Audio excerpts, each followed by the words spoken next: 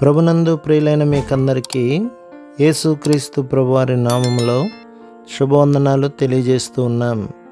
దైవజనుడు బ్రదర్ భక్త సింగ్ గారి పరిచర్యలో నుండి దైవ మర్మములు జూన్ 11. దేవుడు లేడని బుద్ధిహీనులు తమ హృదయములో అనుకుందురు. కీర్తన గ్రంథం 14:1. యేసు ప్రభు నా జీవితంలోనికి రాకమునుపు నేనొక నాస్తికునిగా నుంటిని. దేవుడు లేడని చెప్పుచు దేవుని యందు విశ్వాసం ఉంచిన వారిని ఎగతాళి చేయుచుంటిని. అయితే 1929 సంవత్సరం డిసెంబర్ 16వ తేదీన నా కుమారుడు నీ పాపములు క్షమించబడి ఉన్నవి అని మత్తయి సువార్త 9:2 స్పష్టముగా పలికిన ఒక స్వరమును వింటిని.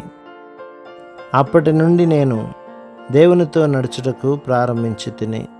దేవుని జీవం నాలో ప్రవేశించగా నాలో మూడంతల మార్పు కలిగెను. జీవించబడిన ఆత్మ, వెలిగించబడిన జీవము, పవిత్రపరచబడిన దేహము నాకు అనుగ్రహింపబడెను. దీని తర్వాత 1930వ సంవత్సరం జనవరి మాసంలో పరిశుద్ధ గ్రంథముల ఆదికాండము నుండి చదవనారంభించి తిని.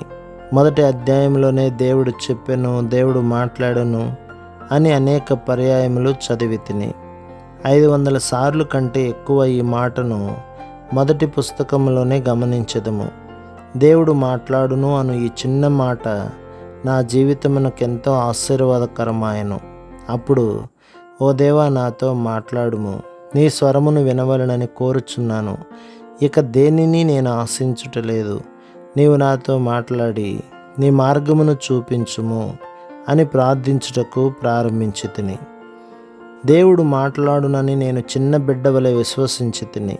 దేవుడు తప్పక మాట్లాడునను విషయమును గ్రహించుటకు కొంత సమయము పట్టినను మనము ఆయనను నిజముగా ఎరిగినప్పుడే ఆ మాట సత్యమగును. తర్వాత అనుదినము ఆయన స్వరమును వినుటకు నేర్చుకొంటిని. కనుక మీరును ఆయన స్వరమును విని ఆయన నేర్పు పాఠములను నేర్చుకొనవలనని నా కోరిక. ప్రభు మిమ్మును, మీ కుటుంబమును, మీ సంఘమును దీవించి ఆశీర్వదించునుగాక. ఆమేన్.